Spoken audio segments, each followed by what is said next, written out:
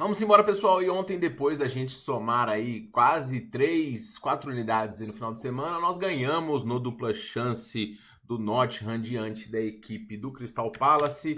Ganhamos também no menos 0,25 do Bragantino. Jogo do Juventude, a gente perdeu a dupla chance do Juventude e ficamos 0,5 unidades, não fizemos nada em Goiás e Avaí. Então seguimos somando aqui no canal. Lá no nosso canal gratuito, a gente acertou as 2 de finalizações que eu tinha enviado nos jogadores do Atlético. As defesas do goleiro também vieram, que eu enviei do goleiro do Crystal Palace, defesas de goleiro, e também peguei defesas do goleiro do Bragantino Mirassol. Então ontem foi um dia muito legal e todas essas dicas estão lá no meu grupo gratuito, que tem o link no primeiro comentário fixado. Participe desse grupo, porque tá cada vez melhor as dicas lá. As últimas 15 dicas de defesa de goleiro que eu enviei lá, eu acertei todas, beleza? E vou seguir nessa toada positiva aí, se tudo der certo. Para hoje, pessoal, temos o jogaço da Liga dos Campeões entre Inter e Barcelona, Libertadores, Sul-Americana começando a aparecer aqui no canal e também a nossa Série B. E minhas dicas para esses jogos vão rolar todas depois da vinheta.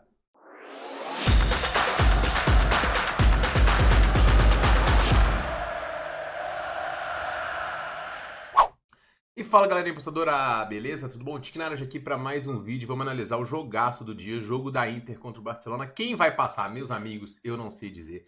Esse é o jogo dos mais disputados que eu analisei aqui nos últimos tempos. Não à toa as cotações estão muito equilibradas, praticamente linha de empate anula aqui. Tivesse um pouco mais alto, dando dupla chance alto para um dos dois, eu acho que aí estaria o valor, porque realmente é um confronto muito equilibrado. Então, se eu vejo equilíbrio no jogo, eu tenho que ver o quê? Equilíbrio nas cotações. Se eu acho um jogo equilibrado e as cotações estão desequilibradas, aí a gente tem um desajuste, né, na nossa precificação, e aí a gente faz. Quando a gente olha as cotações e elas estão do jeito que a gente espera, aí não tem muito margem para poder operar, mas eu tenho uma dica para esse jogo que eu vou enviar para vocês. A Inter, ela vem viva na briga pelo campeonato italiano depois de uma vitória magra diante do Verona e encerrou uma sequência de 5 jogos sem vencer. Mas conseguiu um 3-3 contra o Barcelona, lá na casa do Barcelona, na casa provisória do Barcelona. Foi um feito muito importante, porque a Inter está invicta em Liga dos Campeões em casa há 3 anos.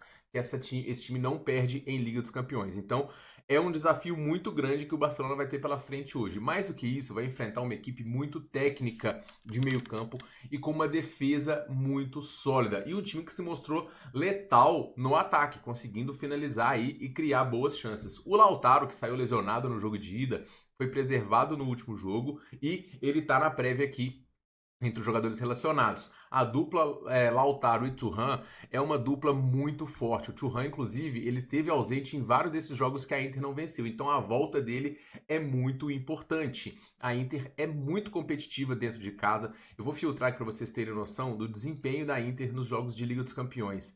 E o nível dos adversários que ela venceu. Conseguiu ganhar do Atlético de Madrid, Arsenal não venceu lá, Bayern de Munique não conseguiu vencer, inclusive a Inter se classificou aqui, Benfica, Real Sociedade, todos esses times são uma sequência realmente muito sólida desta equipe. O Barcelona, por sua vez, chega para esse confronto depois de conseguir vencer o Rayo Vallecano de virada, mas foi um jogo que fez o Barcelona se desgastar mais do que ele gostaria, porque o Barcelona saiu atrás e teve que virar, então o desgaste começa a pesar para alguns jogadores. E o time segue sem poder contar com o Lewandowski, uma baixa muito relevante. À frente vai ter novamente Dani Olmo, Yamal, Rafinha e Ferran Torres, com o Pedri no meio e De Jong. E a zaga parece muito mais reforçada, tanto o lado esquerdo com o Inigo Martinez, do lado direito com o Garcia, para poder ter uma primazia na bola aérea, conseguir ganhar mais duelos porque foi explorado em cruzamentos. Esse jogo aqui, o que vai ter na minha visão, vai ser uma espécie do que foi um pouco o segundo tempo, um jogo um pouco mais travado, com os treinadores ajustando falhas defensivas e um confronto que eu acredito que vai ter menos chances do que o confronto de ida, onde os gols saíram de forma muito rápida e o Barcelona teve que se lançar. Obviamente é muito arriscado pegar gols em jogos do Barcelona, porque é um time que puxa muito para o cenário de gols. Não à toa, 80% dos jogos do time tem mais de 3,5. Mas ao mesmo tempo a gente tem uma Inter com uma solidez defensiva em casa que é absoluta. Eu achei a linha desse jogo um pouquinho exagerada por mais de 3,5. Vou recomendar o menos de 3 gols e meio nesse jogo. E eu sei que eu posso me estrepar com o Barcelona fazendo 2, 3, 4 gols aqui. Mas, como eu falei, para mim esse jogo vai ser um jogo de detalhes. Quem fizer vai sentar muito em cima da vantagem.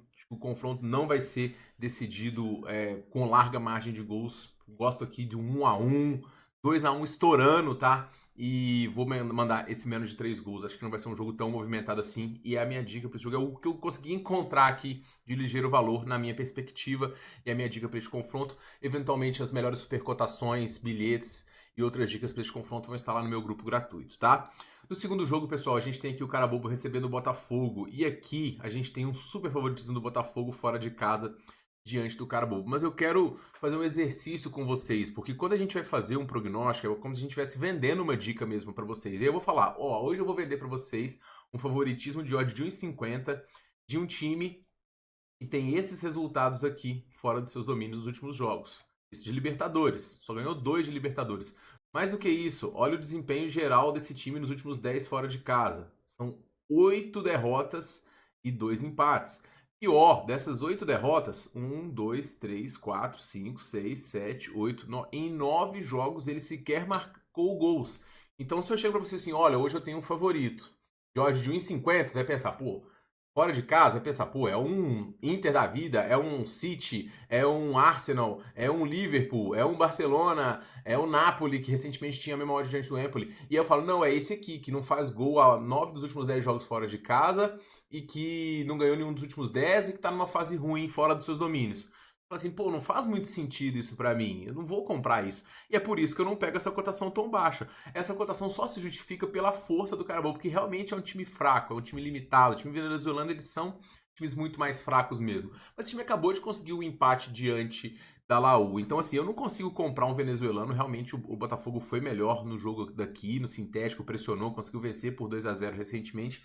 Mas o que que me garante que essa odd aqui, porque esse que é o ponto, qual o desajuste que a gente tem aqui para poder pegar uma vitória do Botafogo em 1,50 do time que não tá marcando gol fora de casa? Se o Cara Bobo fizer um gol, a gente vai precisar de 2 gols de um time que não fez gol em 9 dos últimos 10 jogos fora de casa. Então isso coloca a gente numa situação de risco muito grande, dado o retorno dessa cotação aqui.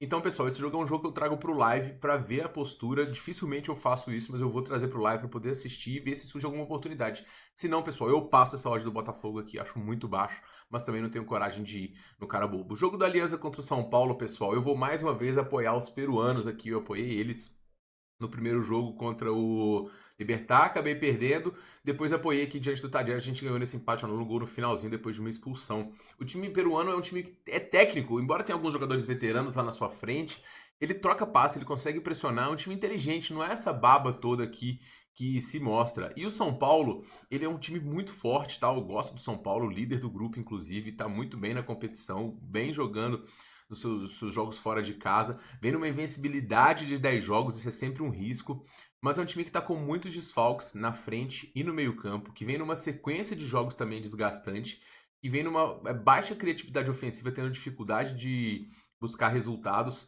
Nos jogos fora de casa, beleza, tá jogando bem, mas em alguns passa em branco. O grande ponto é, eu não vejo esse favoritismo todo do São Paulo diante do Alianza Lima, fora de casa, para um jogo onde o São Paulo empatar aqui já tá ótimo, sabe? E por conta desses problemas ofensivos do São Paulo, eu vou recomendar o dupla chance do Alianza Lima. Acho que o Alianza Lima pode vender caro esse jogo aqui e buscar pelo menos um empate. Eu esperava as cotações um pouquinho mais parelhas aqui. Acho que o valor tá no time da casa mesmo, tá? O São Paulo é um bom time, pode ir lá e vencer, mas achei as cotações um pouquinho exageradas. O jogo do Fortaleza e Colo-Colo vai ser quase que a continuação do jogo deles que foi editado. Teve problema com a torcida, não tem nada a ver com Fortaleza, foi problema de organização do estádio, acabaram o torcedor acabou falecendo e aí os caras invadiram o campo e tudo mais e a Conmebol deu a vitória pro Fortaleza por 3-0, o que basicamente salvou a temporada do Fortaleza nessa Libertadores.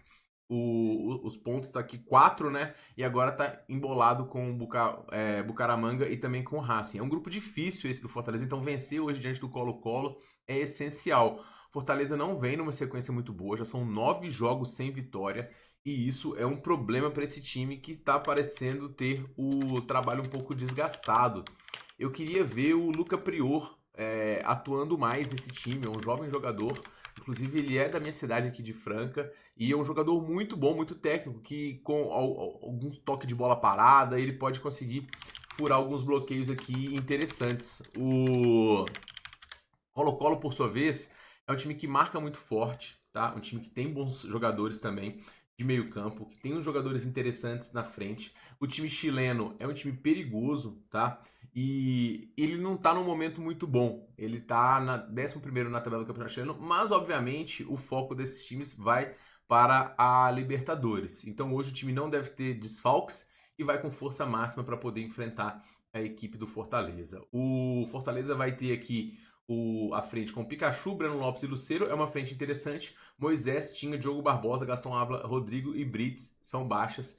Então, muitas baixas também no lado defensivo que acabam prejudicando o Fortaleza, que está cedendo muitas chances aos seus adversários. Esse jogo aqui, pessoal, eu não consigo confiar no Fortaleza, embora o Fortaleza seja tradicionalmente um mandante muito forte. Ele não vem jogando bem, vem tomando gols repetidas vezes.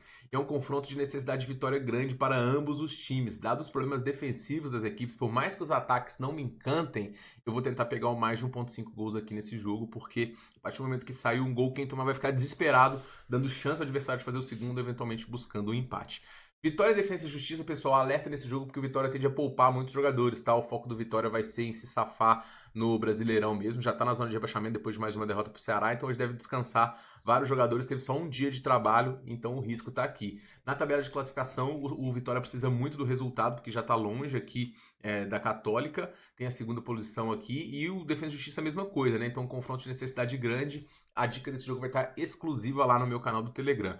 O Corinthians recebe o América de Cali, pessoal, e o Corinthians está jogando bem já sobre o comando Dorival, um pouco do dedo do treinador já está aparecendo. Uma vitória boa diante do Novo Horizontino, sofreu um pouquinho, mas era o primeiro jogo, no segundo diante do Inter foi interessante, mas ajudado também pela expulsão. O Corinthians segue sem contar com dois jogadores muito importantes. Um é o Rodrigo Garro, que é um jogador articulador de meio campo muito forte, e o outro é o Gustavo Henrique, e ele aumenta demais o nível da defesa do Corinthians. O Corinthians fica em risco quando ele não joga. Mas o Corinthians, tradicionalmente em casa, é muito forte. A América de Cali é um time colombiano que tem dificuldade no lado ofensivo, vários jogos sem fazer gols, e que na estreia de Sul-Americana não conseguiu vencer um Corinthians que tinha poupado, então é um time limitado tecnicamente também. O Corinthians tem tudo para poder vencer. Em 1,50 não pego, mas Corinthians ao vivo 1,80 eu gosto da indicação e a minha dica para esta partida. Para poder finalizar, pessoal, a gente tem aqui o CRB recebendo a equipe do Cuiabá.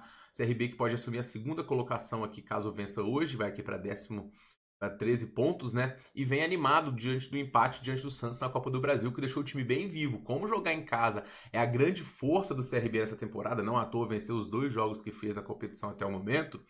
A chance aí de eliminar o Santos é importante e avançar. A equipe do Barroca hoje não tem muitos desfalques e vai praticamente com força máxima aqui também para este jogo, tá? O Cuiabá, por sua vez, vai ter uma invencibilidade defendida, né? Já que ele não perdeu na competição, conseguiu vencer 3, empatou 2, está fazendo uma campanha muito forte. Mas hoje, Guto Ferreira não vai poder contar com o Denilson, que está suspenso por conta de amarelo.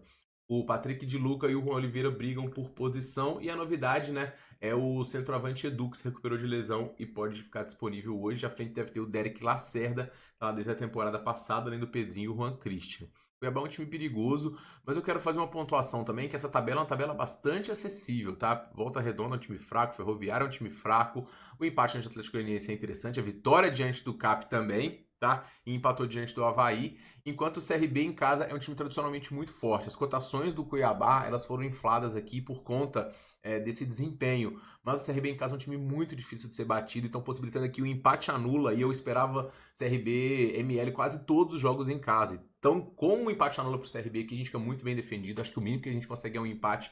O CRB é um time muito forte. Também teve uma tabela tranquila até o momento aqui, com o Chapecoense, com o próprio Atlético que ainda não se firmou. Inclusive, eu tô pulando o jogo deles hoje, o Volta. Perdeu pro Cap normal. Paysandu, empate. Foi interessante, buscou também empate diante do Santos. Então, no retorno em casa, vamos de empate no do CRB. E esses são os meus palpites para esta terça-feira. Eu pergunto quais os seus, comente aqui, beleza? Mais dicas no meu grupo gratuito, primeiro comentário fixado. A gente se vê no próximo vídeo, pessoal. Um forte abraço para todo mundo e boas apostas.